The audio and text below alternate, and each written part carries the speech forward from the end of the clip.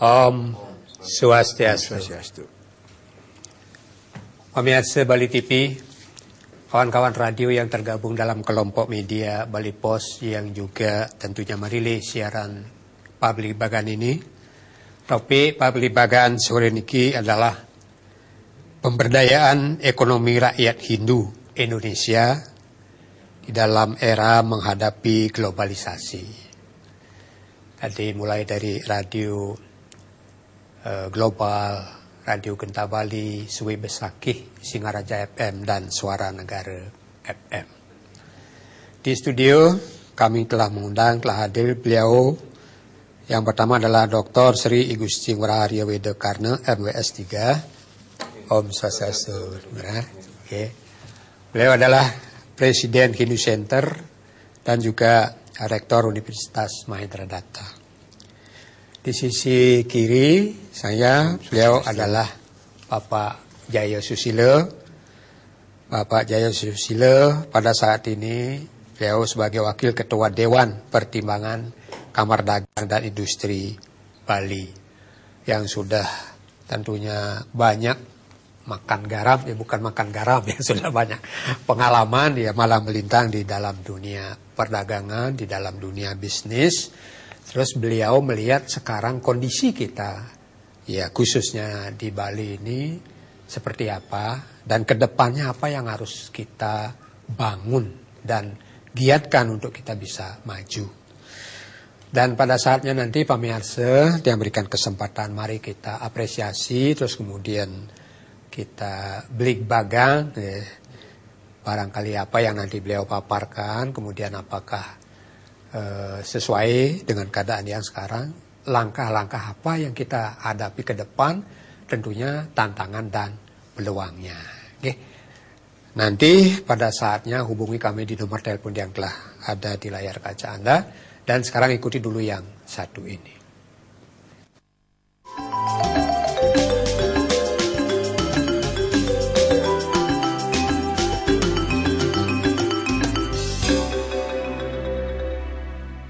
Toko Besi Murah, alamat Jalan Teku Umar Barat 17 Malboro Denpasar. Telepon 0361-847-6188. Perempatan baru kurang lebih 200 meter ke barat. Gunung Makmur Murah, alamat Jalan Mahendra Datta nomor 555 Denpasar, belakang Lapangan Buyung.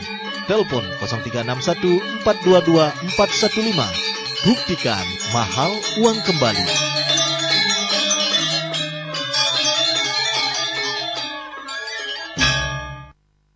SMK Kesehatan Bali Medika menerima siswa-siswi baru, kompetensi keahlian keperawatan dan analis kesehatan.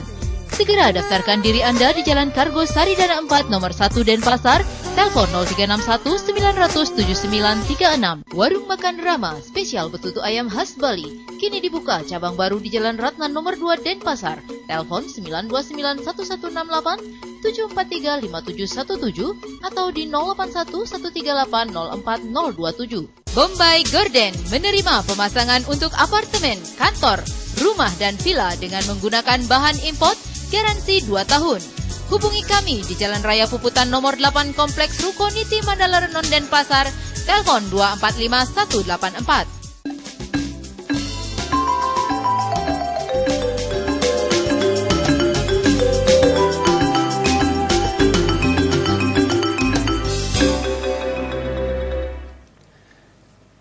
Pemirsa, seperti tadi yang sampaikan bahwa topik kita sekarang ini adalah pemberdayaan ekonomi rakyat Hindu Indonesia ya dalam rangka kita menghadapi globalisasi.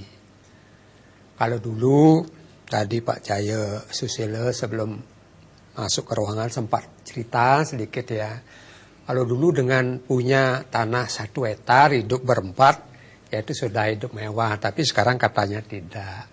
Kita jauh ketinggal. Tidak bisa kita hidup dengan tanah 1 hektar berempat orang.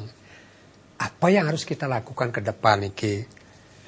Pak Jayang mohon bagilah pengalamannya kepada tiang, kepada pemirsa yang ada di rumah. Ya. Bagaimana Bapak melihat Niki? Silakan Bapak. Om Swastiastu, para pemirsa. Terima kasih atas kesempatan untuk bisa bertatap muka dengan para pemirsa Bali TV yang terhormat. Jadi saya akan berbagi pengalaman saya sebagai seorang pengusaha gitu. Jadi yang 30 tahun malang melintang di dunia usaha, dari seorang kuli yang ingat saya jalan di Jalan Gajah Mada bawa gelinding. Sekarang saya bisa berbicara di depan pemirsa, merasa terhormat sebagai orang Bali. Dan saya dihidupi oleh perkembangan kemajuan Bali. Jadi sebagai eksportir, nama Bali yang saya pakai, produk Bali yang saya jual, bekerja sama dengan orang Bali dan sebagainya. Jadi ke depan dengan era globalisasi, dengan Bali sebagai pulau sorga yang didatangi oleh banyak orang, itu merupakan peluang bagi kita untuk bisa masuk ke masyarakat global. Sekarang paspor internasional itu adalah kemampuan di bidang ekonomi. Sebagai anggota desa Pekraman pun kita punya kewajiban ekonomi untuk menghidupi desa Pekraman. Yang tidak bisa memenuhi mungkin akan disingkirkan. Kesepekan. Nah, itu fakta di lapangan. Nah, ajaran Hindu kita mengajarkan kita pertama kali belajar dharma dulu. Setelah kita jadi orang pinter, carilah harta. Kalau kita tidak mencari harta, kita punya kepintaran, kita akan menggunakan kepintaran untuk hal-hal yang tidak baik. Menipu orang karena kita pintar, orang percaya. Kita buat tabungan dengan bunga tinggi. Kemudian baru kita nikmati. Nah, dengan peluang yang begitu besar, sekarang saya melihat rekan-rekan saya, generasi di bawah saya, terpinggirkan dari persaingan ini. Nah, kenapa? Karena kebanyakan umat Hindu yang ada di Indonesia termasuk di Bali itu masih berpikir konvensional, masih ingin menjadi pegawai negeri, pegawai hotel dan sebagainya. Saya orang tua saya adalah PNS tentara, pensiun tahun 65-64. Saya tidak berminat menjadi tentara atau menjadi PNS karena keadaannya beliau juga sudah menderita dengan banyak ketahui. Satu rumah dengan ukuran 5 kali 8 meter dihuni oleh 10 orang, bayangkan coba. Kakak saya yang jadi tentara dengan pangkat kolonel pun tidak mampu membantu saudaranya. Jadi saya jengah.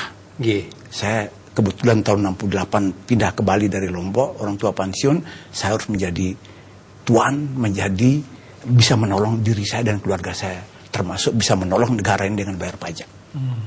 Saya pernah 3 kali mendapat penghargaan pajak tertinggi, bukan tertinggi, masuk 10 besar, masuk 50 besar di Nusa Tenggara dan Bali. Bayar pajak. Ya, perusahaan saya masuk, pribadi saya masuk. Nah, jadi kalau kita ingin mandiri secara apapun, kita perkuat bidang ekonomi. Untuk bisa sukses di bidang ekonomi, jadilah pengusaha. Tidak ada apa-apa. Orang Cina yang merantau dulu tahun 1700-an sebagai budak, kemari sebagai pekerja di perkebunan Belanda, sekarang menjadi raja karena mereka masuk di sektor ekonomi. Tidak ada jalan lain. Untuk menjadi pengusaha sukses, gunakan dharma, kebenaran. Tidak ada jalan lain. Tapi kita sekarang jadi petani menggunakan kebenaran, ya nilainya cuma itu saja karena tanahnya cuma 0,5 hektar, cuma 2 hektar. Yang kita bisa jual sekitarnya. Tapi kita menjadi pengusaha, kita bisa jual barang kita, jasa kita kan ke mancanegara yang pasar terbuka. Jadi saya ajak umat Hindu untuk tidak iri melihat orang lain, tidak iri lihat keadaan kita. Marilah kita berlomba-lomba untuk menjadi pengusaha, mulai dari yang paling kecil. Apapun usahanya. Sebelum kita masuk dunia usaha, kita boleh bekerja sama orang dulu. Nanti kita jadi partnernya orang. Tidak salah.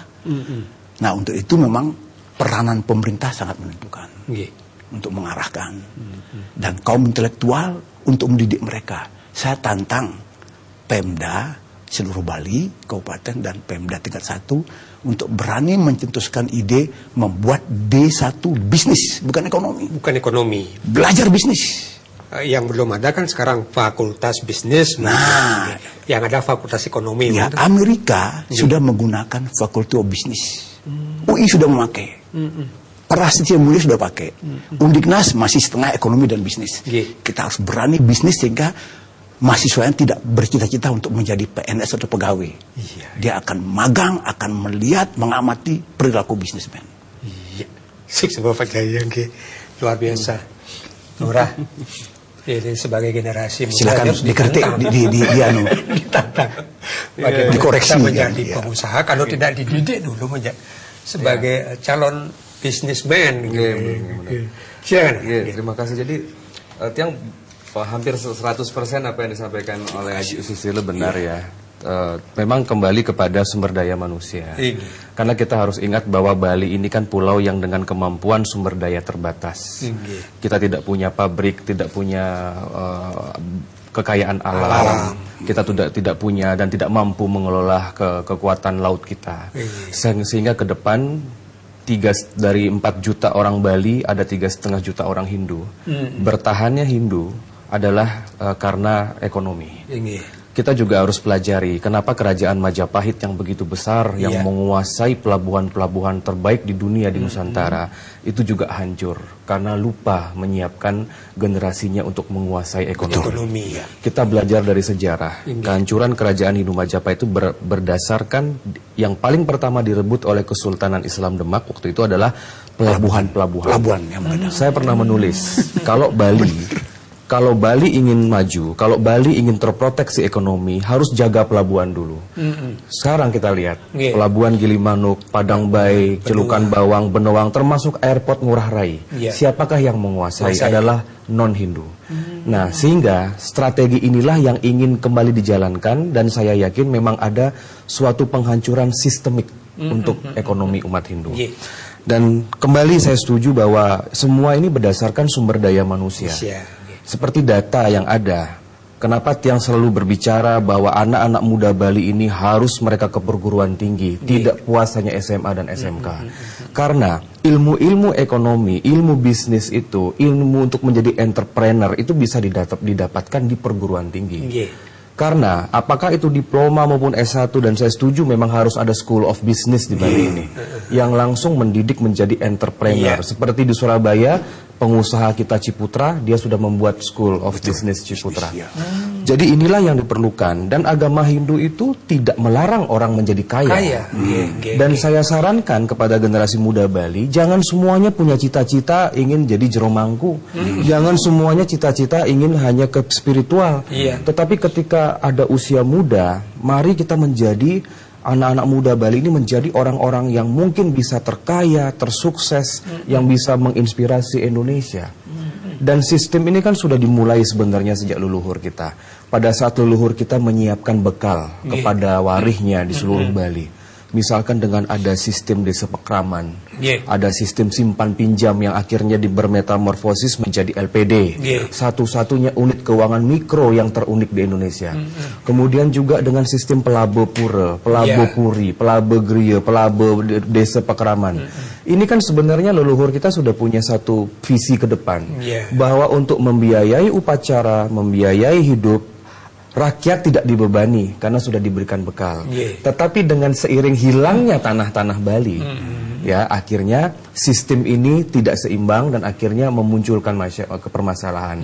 Dan kesimpulannya adalah apapun masalah Bali saat ini, masalah disharmoni politik, masalah juga tentang ekonomi, persaingan, semua itu adalah berasal dari masalah harta dan keuangan. Kalau orang Bali kita tidak langsung lapar, susah untuk kita bisa berpikir jernih untuk menata budaya, agama, apapun itu.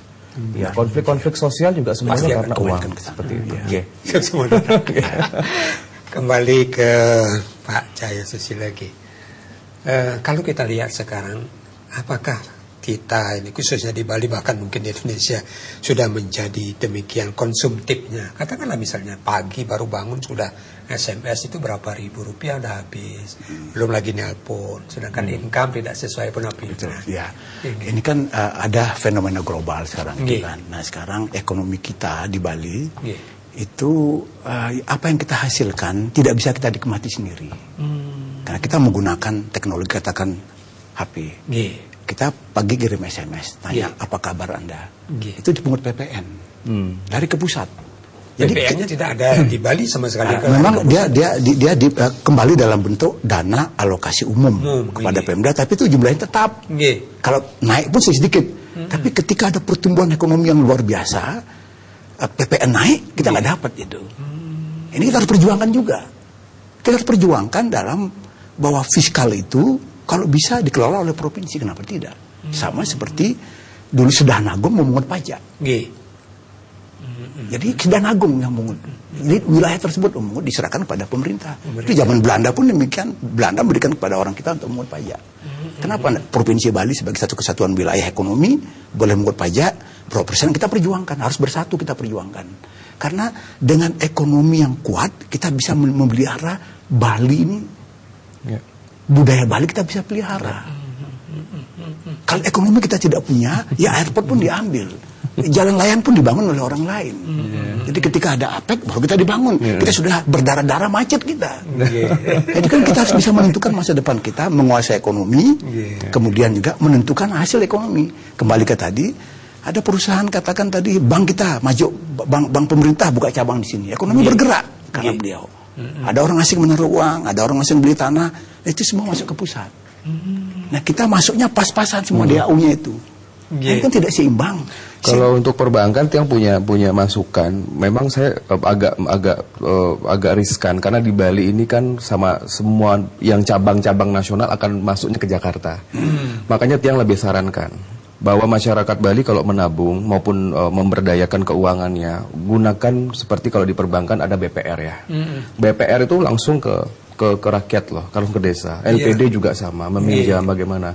Kalau di bank-bank nasional membuka cabang, dan itu mungkin, dan kita melihat ada satu fenomena bahwa kemungkinan umat Hindu kita di Bali juga jarang mendapatkan fasilitas. Kita lihat di beberapa misalkan kredit rumahnya, saya dapat banyak masukan. Sekarang itu kalau pembukaan lahan-lahan untuk perumahan estate, perumahan sederhana atau apapun, kalau sudah ada KTP Hindu, itu yang ingin beli rumah, kadang-kadang ditolak. Apalagi dengan bank-bank nasional sekarang yang sudah membuka cabang-cabang bank syariah di Bali. Tentu kalau namanya bank syariah, tentu umat Hindu kita yang mayoritas di Bali tidak mendapatkan porsi yang lebih banyak seperti itu.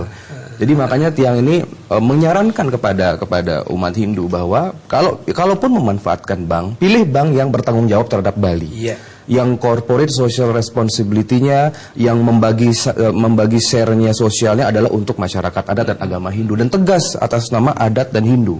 Begitu. Jadi dibanding uang Anda nabung ke satu bank, tiba-tiba bank itu justru dana yang ditabung dipakai kredit untuk kalangan di luar umat Hindu. Nah, jadi dalam waktu dekat kami dari Hindu Center akan mengeluarkan list itu.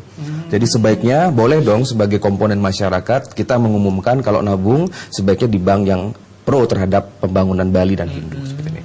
Ya, itulah karena sistemnya di hulunya ada di perbankan semua. Nah, kita kembali ke tadi kan. Jadi kalau memang fiskal atau pajak kita pegang, sehingga semua bank beroperasi pun begitu mereka mengadakan aktivitas ekonomi, dihitung pajak cabangnya, sekian persen masuk ke Bali. Bali kita perjuang itu otonomi, bagian dari demokrasi. Kenapa hanya suara kita diperhitungkan, tetapi potensi ekonomi kita tidak dapat reward? Pemirsa, khususnya pemirsa generasi muda Hindu, demikian tadi telah kita dengarkan pemaparan beliau. Ya kita harus miris nih, harus kita bangun ini. Bagaimana kita harus hanya berkutat pada upacara saja yang terusnya menghabiskan dana yang besar, sementara di lain pihak kita tidak bisa menggali potensi dana untuk membiayai apakah itu upacara, apakah membiayai desa pekeraman kita. Setelah yang satu ini kami segera akan kembali.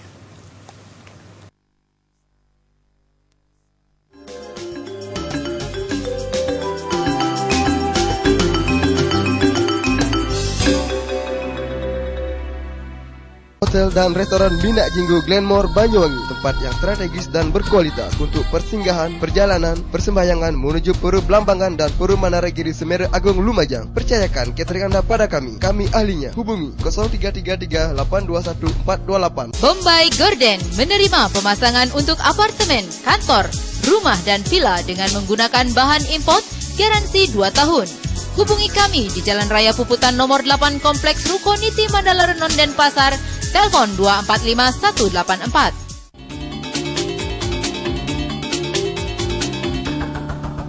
Bali, Pulau Seribu Pura. Keindahan Bali menjadi pesona. Destinasi ini harus dilestarikan sepanjang sejarah manusia. Mari bersama ikut berbuat kebaikan untuk pulau ini. Saksikan liputannya dalam Ajak Bali setiap Sabtu pukul 20.30 WITA hanya di Bali TV.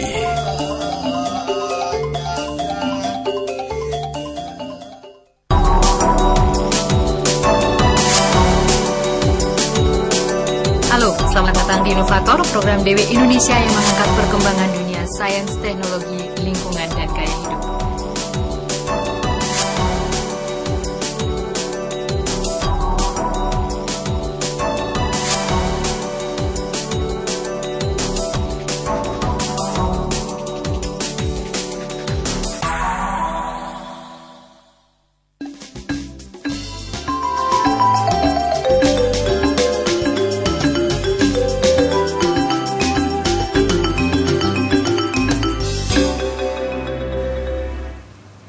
Pemirsa, kita kembali kepada persoalan yang sedang kita hadapi, bagaimana kita memberikan atau pemberdayaan ekonomi rakyat Hindu Indonesia ini dalam menghadapi globalisasi. Dalam ajaran kita kenal Dharma, Artha, Kama, dan Moksa.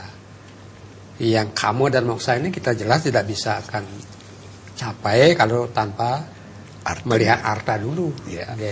Nah, kemudian tadi juga telah disampaikan bagaimana apa yang harus kita lakukan, bagaimana kita bisa mengumpulkan harta untuk mendapatkan Kama dan Moksa ini.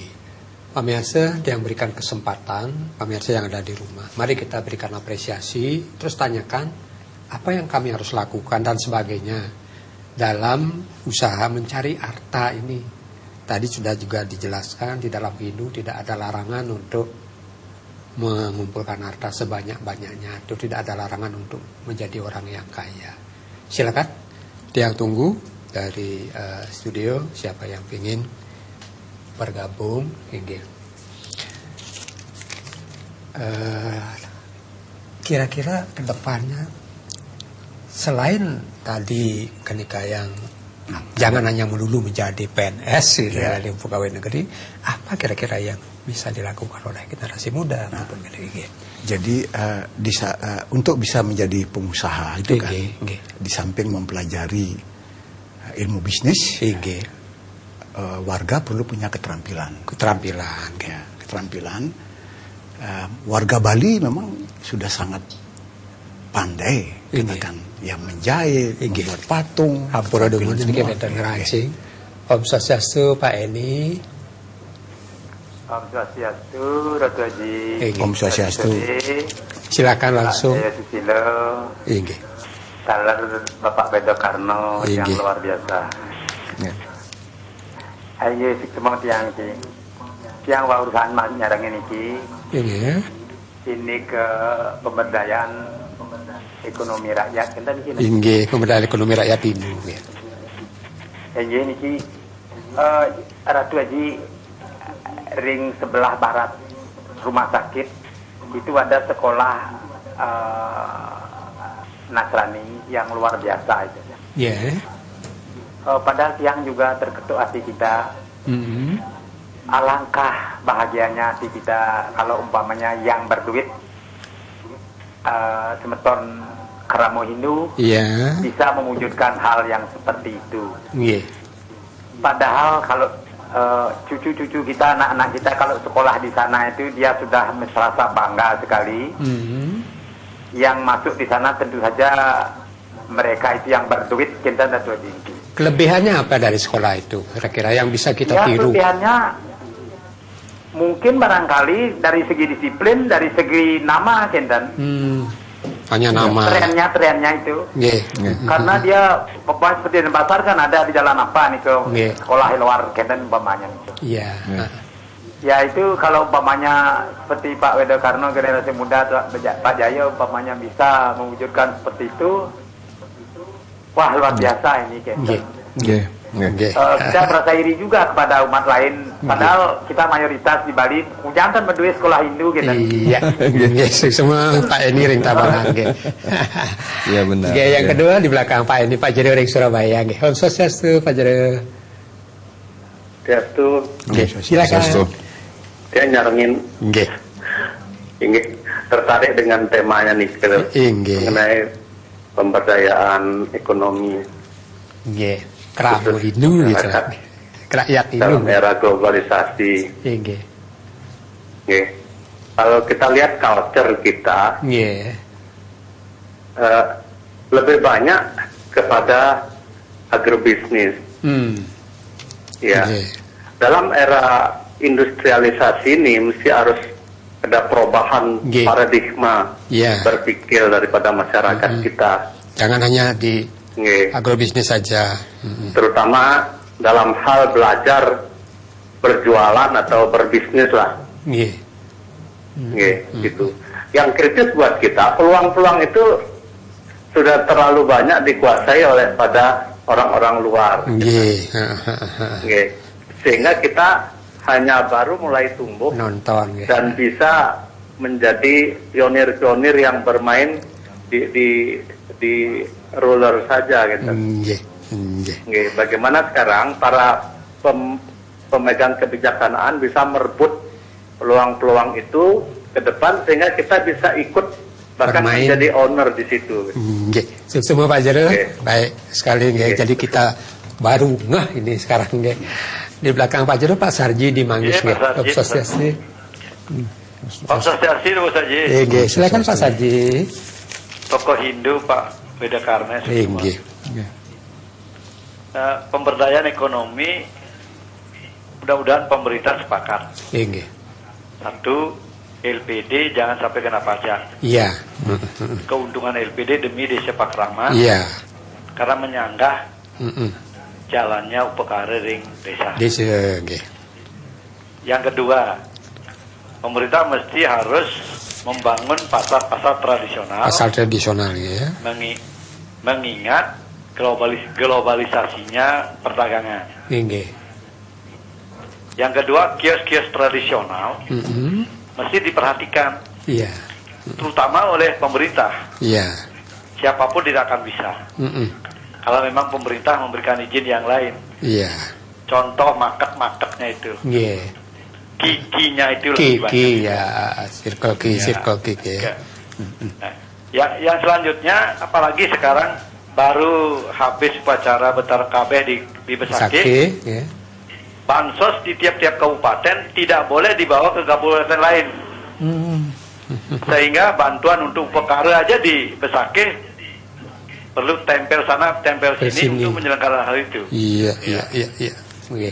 Seperti Pak Wedokarno bilang, ya numpamine sami ini kantun seduk niki masyarakat. Tan presiden untuk ngerah Darmo dulu.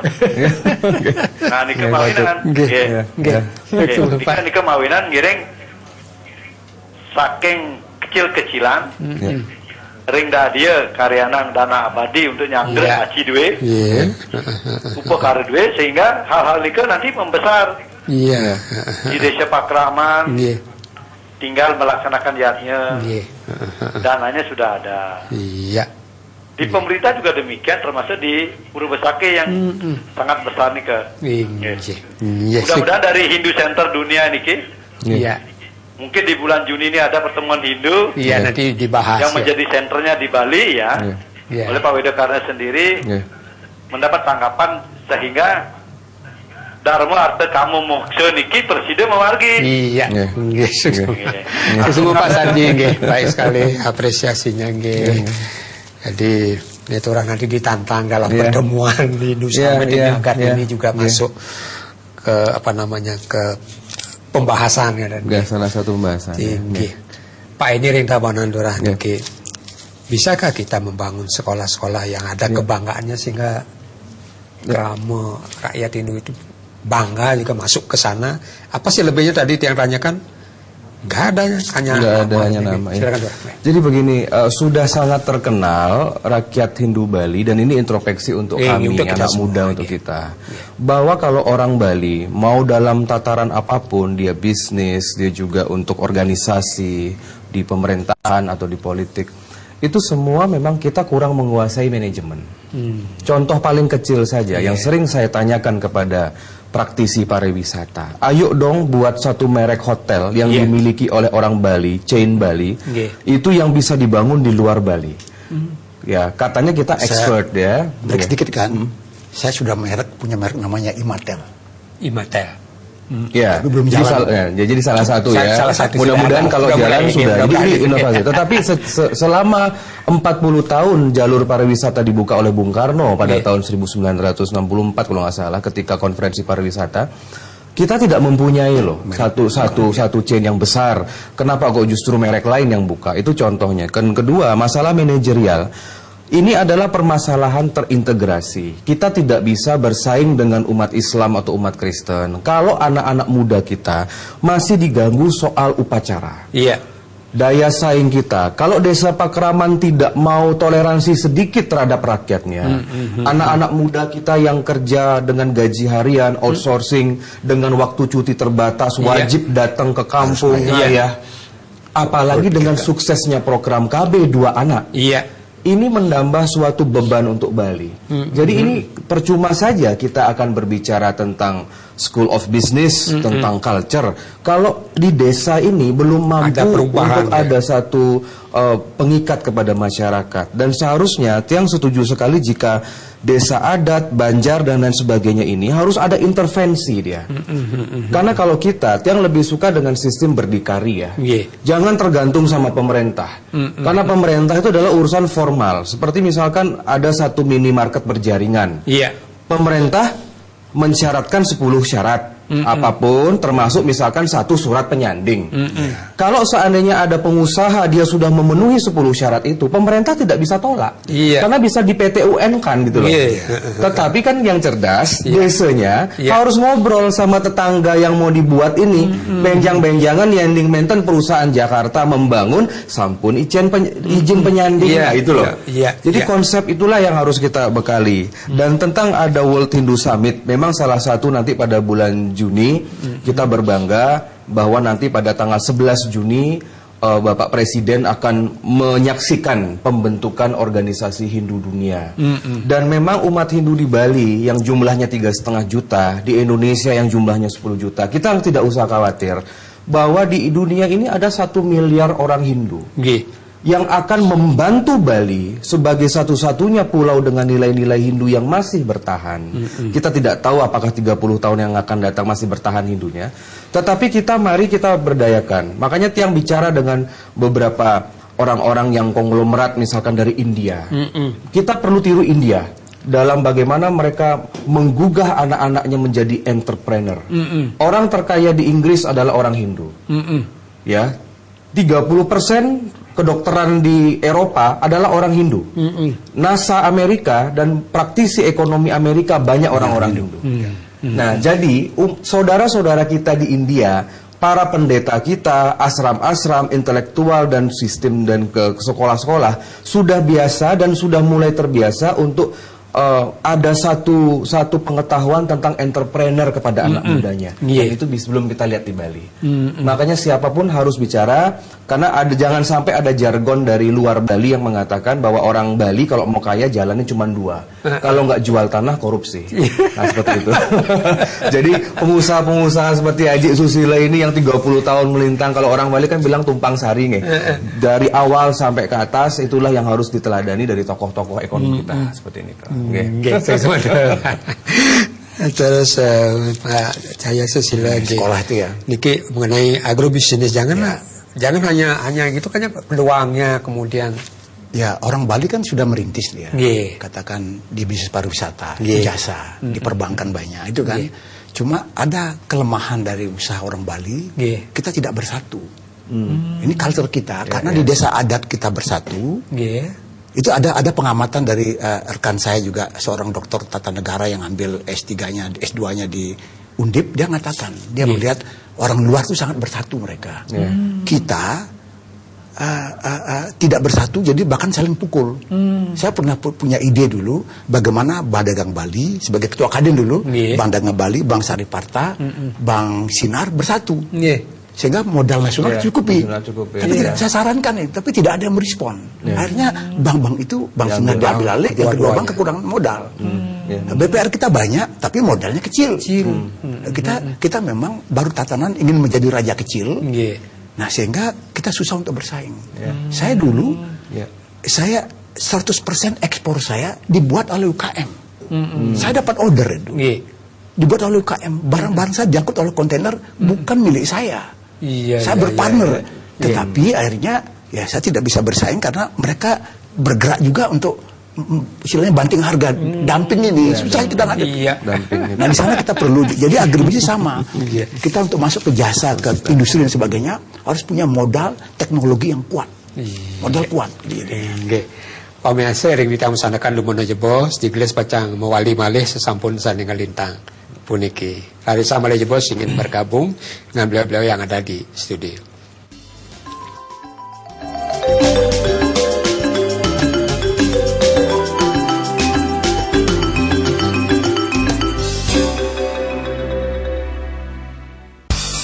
Kejutan spesial. Dapatkan 5 motor Yamaha, 20 BlackBerry, 60 mobile phone, 50 lemari es, dan 380 arloji. Hubungi Optik Sahabat, alamat Jalan Diponegoro.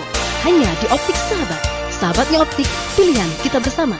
Hotel dan restoran Mina Jinggo Glenmore Banyuwangi, tempat yang strategis dan berkualitas untuk persinggahan, perjalanan, persembahyangan menuju Pura Blambangan dan Pura Manaragiri Semeru Agung Lumajang. Percayakan catering Anda pada kami ahlinya. Hubungi 0333 821 428.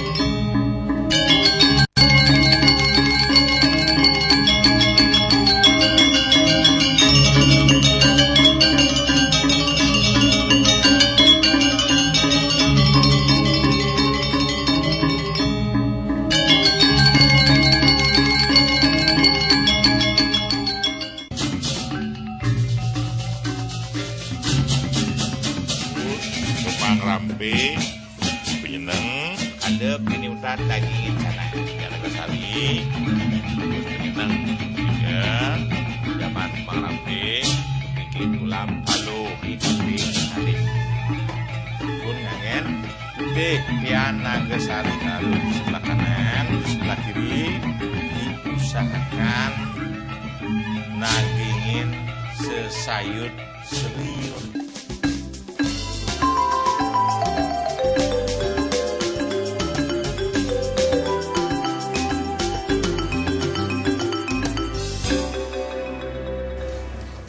Pemirsa, silakan kita tunggu di studio. Pemirsa yang ingin bergabung dengan narasumber yang ada di studio, apa langkah ke depan kita, utamanya yang punya generasi muda, kemana harus disekolahkan anak kita dulu sekarang, apakah ke SMA atau ke SMK, sehingga nanti begitu tamat dia sudah punya keterampilan untuk mencari harta tadi itu. Oke, silakan. Kemudian juga ada usulan jadi pasar-pasar tradisional itu, kios-kios tradisional supaya diperhatikan oleh pemerintah. Terus Ampura di Kementerian Pak Agus di Merdeka Pasar. Om Swastiastu Pak Agus. Om Swastiastu. Silakan Pak Agus. Seorang Pak Jaya Susilo, seorang Pak Wirkarna. Saya setuju sekali dengan pembicara penanya yang duluan. Bahwa kita perlu membuat sekolah yang berbasis Hindu. Yang nah itulah yang sebenarnya yang terbaik. Justru sekarang orang Hindu masuk di sekolah yang non-Hindu kan, bahkan itu yang dibanggakan kan sebenarnya salah. Padahal kita mayoritas di Bali ini Hindu. Jadi bukan kita fanatik negatif, fanatik yang positif. Jadi untuk memberdayakan masyarakat Hindu, tolong Pak Wedekarna sarang Yesus Susilo, kooperasi dengan LPD itu perlu disupport. Itu aja. Terima kasih Pak. Terima kasih. Semua Pak Agus di Denpasar, baik juga apresiasinya. Silakan di belakang Pak Agus yang ingin bergabung lagi, yang tunggu di studio. Sambil menunggu pemirsa yang ada, tadi harapannya juga dari pemirsa ada pasar-pasar tradisional juga harus dihidupkan atau diperhatikan kembali. Memang ya pasar itu adalah tempat berjual beli kan. Kalau tempat tidak ada, masyarakat sulit untuk memulai sebagai seorang entrepreneur. Artinya jangan hanya puskesmas yang masuk desa. Sekolah, harus pasar pun masuk desa. Pak Nyaman, Om Swastiastu Pak Nyaman. Om Swastiastu, selamat sore. Silakan Pak Nyaman. Nah, ini mengenai topik pemberdayaan ekonomi rakyat. Ya, jadi mendengar ekonomi rakyat, masyarakat itu mesti bayangannya ke pasar tradisional, Pak. Nah, sekarang di sana juga sumber sekalipun kecil-kecilan, tapi itu pun adalah sumber pemasukan bagi keluarga dan sebagainya. Nah, sekarang pemerintah, khususnya di Bali, kabupaten atau kota, sudah mengupayakan merevitalisasi pasar tradisional, Pak. Sudah merevitalisasi. Tetapi jangan fisiknya saja di revitalisasi, Pak. Mental dagangnya juga, Pak. Sebab ini, Pak. Kalau saya banding pasar-pasar tradisional yang ada di Jawa, di Malang, Surabaya, Bandung, dan Jakarta itu, di sana ramah. Kalau di Bali itu, saya punya anak sampai ngambul nggak mau ke pasar, Pak. Melihat barang harus beli. Nggak boleh dipilih. Nah, ini perlu juga dibenahi, Pak, nih. Kalau perlu dagang yang begitu itu diajak keliling ke Jawa sekali-sekali, Pak. Semua Pak Nyoman jadi sikap mental para pedagangnya ini juga perlu dibenahi. Becik Pak Nyoman. Di belakang Pak Nyoman enten Pak Putra. Om Swastiastu Pak Putra. Pak Putra, coba diulang lagi. Putus. Pak Putra, diulang. Sambil menunggu Pak Agus tadi juga harapannya Jadi kita punya harapan ini ya. Jadi karena kan kita bicara masalah ekonomi sangat besar ya. Dan tugas dari ekonom Bali, para intelektual Bali yang memang menguasai bidang ekonomi, seharusnya sudah ada satu membuat desain dan blueprint. Sekarang kalau kita tanya, apa sih masalah ekonomi Bali? Anda datang ke tempat manapun di Bali, tidak ada yang menyediakan informasi itu. Jadi karena perjuangan itu tadi seperti kata Pak Jaya, masih dalam kelompok-kelompok dan masih kurang bersatu. Seharusnya para ekonom berkumpul, membuat permasalahan dan ini dipetakan. Ada masalah domestik di desa, ada di tingkat kabupaten, harus ada terintegrasi one island management di Bali, gitu. Data ini nggak ada. Bagaimana kita mau memecahkan suatu masalah ekonomi kalau kita belum mempunyai analisis untuk ini? Dan saran saya kepada pemirsa Bali TV, karena ini mumpung juga menjelang tahun ajaran. Saya sarankan dan saya himbau, terutama untuk rakyat Bali di desa-desa, sesegera mungkin saya minta lebih baik menyekolahkan kalau punya anak yang tamat kelas 3 SMP. Sekolahkanlah mereka ke SMK. Ke SMK dulu. Karena lebih baik, ya seperti tadi kata Pak Jaya, menjadi pengangguran yang SMK maupun SMA, karena dengan SMK ini peluang kerja ini lebih terbuka. Nanti mengenai apakah mau ke pendidikan tinggi, School of Business, sambil jalan. Tetapi yang urgent, kita harus mengurangi jumlah pengangguran di desa-desa. Kalau terlalu banyak pengangguran, efeknya apa? orang Bali atau anak muda kita tingkat mirasnya tinggi loh. Iya. Tingkat HIV/AIDS-nya tinggi. Tingkat tato dan tindiknya tinggi di Indonesia. Ya, dan pengangguran ini kan pengangguran yang menghabiskan biaya juga. Begitu. Jadi beban negara. Beban negara dan beban keluarga. Jadi yang paling urgent pertama, sekolahkan ke SMK. Dan yang kedua, kepada keluarga-keluarga Hindu di Bali, jangan gengsi untuk menyekolahkan siswa anak-anaknya ke sekolah-sekolah berbasis Hindu. Kita sudah punya Saraswati, Dwi Jendra, Parisade di Amblapura. Mari kita sekolahkan ke sekolah-sekolah ini. Ya, jangan sampai keluarga kita menyekolahkan ke sekolah Nasrani atau sekolah Islam. Yang salah kita. Iya, seperti bukan itu. sekolahnya. Nah, nanti urusan membuat sekolah yang mudah-mudahan para pengusaha-pengusaha mungkin dengan ini tergugah lah untuk membuat sekolah Hindu yang modern, yang hebat seperti itu. Tadi yang menarik harapannya, Torah menyarankan agar adik-adik kita disekolahkan ke SMK lah dulu. Apa kelebihannya kalau ke SMK? Kalau di SMA, kalau menurut dari undang-undang ya, bedanya SMA dan SMK. SMA ini seharusnya orang tua itu mempunyai visi ke depan untuk melanjutkan anak-anaknya yang sekolah ke SMA langsung ke perguruan tinggi. Karena di SMA ini dididiknya untuk menjadi leader. SMK memang harus menjadi worker dia. Nah, tetapi saya sering sampaikan ke tamatan SMK. Kalau kamu ingin revolusi, tamatan SMK kalau mau sangat berkiprah dan juga pengetahuan dan skillnya tambah hebat, kamu harus masuk ke perguruan tinggi juga. Maka akan double pengetahuannya. Sebagai worker, sebagai worker yang juga menjadi leader. Nah, tetapi karena kalau di SMK kan anak-anak kita sudah praktek ya. Nah, begitu. Sekarang nih yang terpenting sekarang Bali adalah bagaimana orang Bali jangan sampai nganggur dan punya pekerjaan. Dan dunia kerja kita ya, untuk masyarakat kita ini lebih banyak ya dipilih oleh dunia industri mereka tamatan SMK.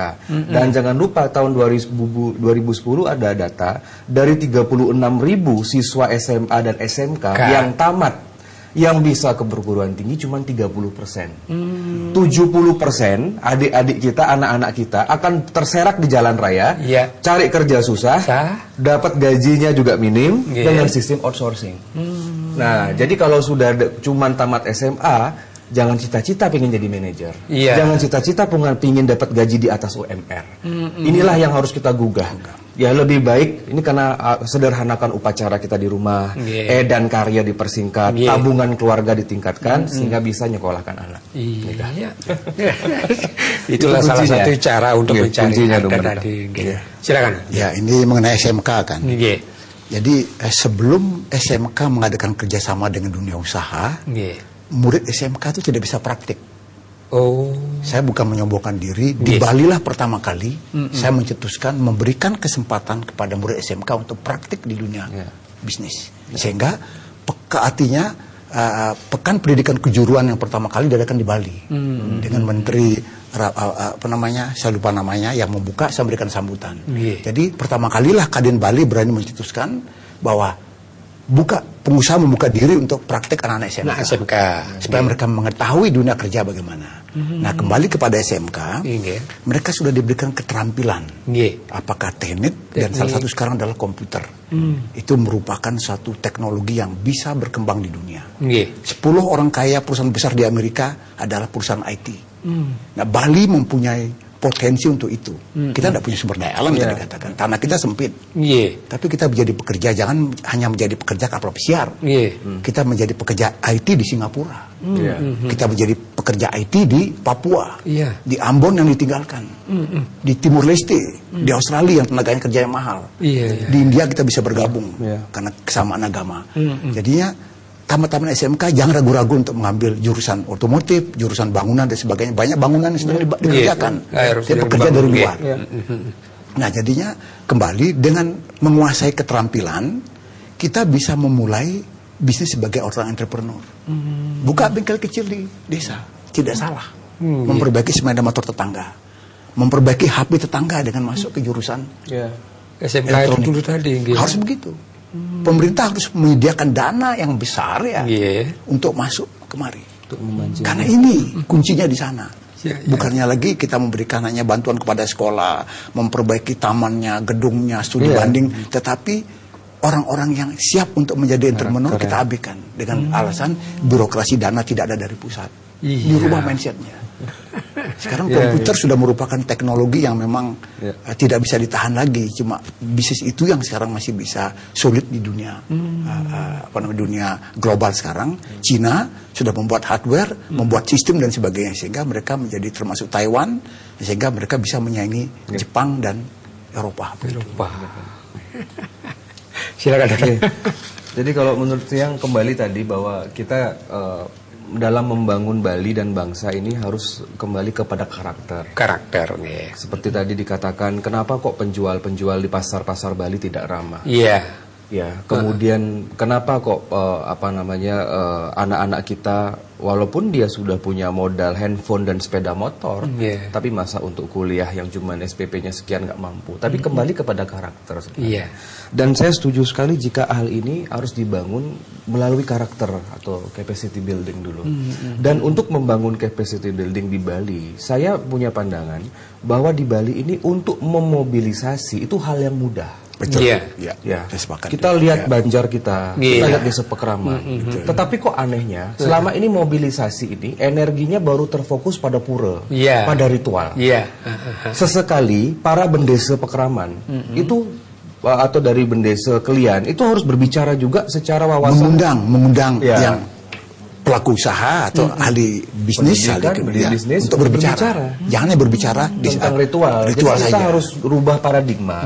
Manajemen Desa Pekraman dan manajemen di Banjar-Banjar adat tidak melulu mengurusi tentang upacara dan renovasi.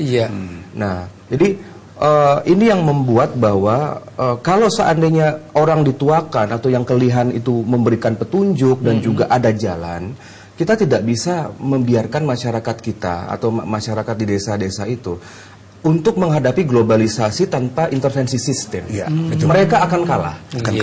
Dan pemerintah, fungsi pemerintah hanya memfasilitasi dan agar fokus baru pembangunan itu fokus kepada SDM. Tidak sekedar seperti dana BOS, seperti dana anggaran pendidikan yang hampir 30%, ini merata di Indonesia. Itu mereka hanya fokus kepada pembangunan gedung. Pembangunan fisik. Buat kami itu nggak penting. Yang penting bagaimana itu diisi pikiran anak-anak muda kita, baik sekolah maupun mahasiswa master atau mahasiswa doktor, agar mereka menjadi orang kayanya Bali. Kalau Bali penuh dengan orang kaya, Bali penuh dengan pengusaha, agama kita lestari, juga kita bisa membantu Indonesia. Tadi visi dari Pak Yaya, dari Kadin itu memang benar-benar kita ini harus bisa mengekspor tenaga-tenaga kerja membangun Indonesia. Contohlah di Lampung, pengusaha paling kaya itu orang Bali loh, punya 500 bis di sana. Tetapi karena sudah ada satu revolusi pemikiran bahwa Bali tidak boleh hanya tercakup pada masalah misalkan masalah-masalah pertanian saja dan pertanian. Kalaupun tentang pertanian, Tiang punya ide. Kita tidak boleh memaksa anak muda kita jadi petani. Selama ini ada yang mengatakan, ada banyak yang mengeluh, Niki anak-anak di desa nggak mau jadi petani. Sekarang balikkan pola pikir. Yang penting tanah itu punya orang Hindu Bali. Manajemennya kita yang ngatur. Kalau mau datangkan petani dari Jawa, Lombok nggak apa-apa, tapi manajernya orang Hindu gitu loh. Boleh yang kerja, boleh yang kerja buat aspal orang luar, boleh yang buat jalan tol pekerja dari luar Bali, tetapi manajer harus orang Hindu, gitu loh. Jadi paradigma itu. Bila perlu perusahaan daerah yang membangun jalan tol dari San Siro itu dulu, langsung ke perusahaan daerah. Harus begitu. Kalau nggak kalau saya takutnya dengan pembangunan jalan tol sekarang, kita mengulangi kesalahan bagaimana manajemen airport, di mana Bali tidak mendapatkan bagian spesial pun. Dari jalan itu. Seharusnya masyarakat kita harus ada konsorsium lah, ada semacam dana abadi yang memang bisa mengatur, ada dana untuk pembangunan. Dan jangan takut, pemerintah kita harus berpikiran juga dengan gerakan swasta, membangun perusda-perusda. Siapa yang tidak sehat, likuidasi semua. Perusda yang sehat kita dorong. Closing statement dulu, dalam rangka pemberdayaan. Jadi mudah-mudahan jadi banyak orang yang mengenal saya juga, itu kan sejarah saya banyak diketahui, bisa meniru perilaku saya. Jadi dari seorang yang tidak punya apa-apa, orang tua yang tadi berpangkat kopral, bawa gerindik di Jalan Gajah Mada. Jadi ketika saya masuk D1 pariwisata, ketika melihat teman saya agak menghindar karena mereka adalah kuliah, sedangkan saya pakai gelinding kan, ketika bertanya, oh enggak, bukan saya bilang begitu. Saking malunya saya, karena terdampar memang di Denpasar untuk tidak mampu, tapi saya dengan istilahnya Balinya jengah kan, bahwa saya harus menolong. Saya tidak mau melamar menjadi guru akhirnya, melamar bekerja. Saya berkecimpung di perusahaan kargo dengan ngepak barang, tarik barang dengan gelinding. Akhirnya saya bisa keluar negeri hampir setiap tahun. Dulu diundang oleh penerbangan, tidak perlu keluar uang. Pelatihan di luar negeri saya bisa dengan meningkatkan karakter tadi, menimpa ilmu sebanyak-banyaknya, mengisi otak kita dengan dharma, kemudian aplikasikan untuk mencari uang istilahnya, untuk kita nikmati, bagi kepada warga, bagi kepada negara, bagi kepada dunia. Pemirsa, kekurangan waktu jadinya kita kalau mendengarkan berbagi pengalaman dengan beliau-beliau yang sudah malang melintang, ya sudah dengan pahit sekali dalam pengalamannya. Ya, jadi yang penting bagi kita sekarang, generasi muda khususnya, bagaimana kita merubah karakter, itu yang tadi harapan beliau. Dua ninggalah rawir iki demondit yang iring, mugi-mugi nabi sane sampun disampaikan wau wenten pikenoh yane yadasun samadra. Titiang pamit untuk mengucarang parama santi. Santi, santi, santi.